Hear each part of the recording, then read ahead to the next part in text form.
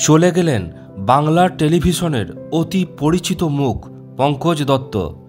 থেমে গেল এক প্রতিবাদী কণ্ঠ।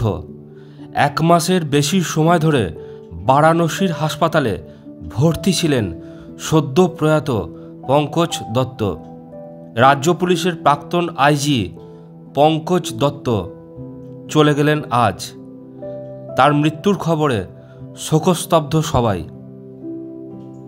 গত 23 অক্টোবর বারাণসীতে এক অনুষ্ঠানে বক্তৃতা রাখতে গিয়ে হঠাৎ অসুস্থ হয়ে পড়েছিলেন পঙ্কজ দত্ত। অজ্ঞান হয়ে যান তিনি।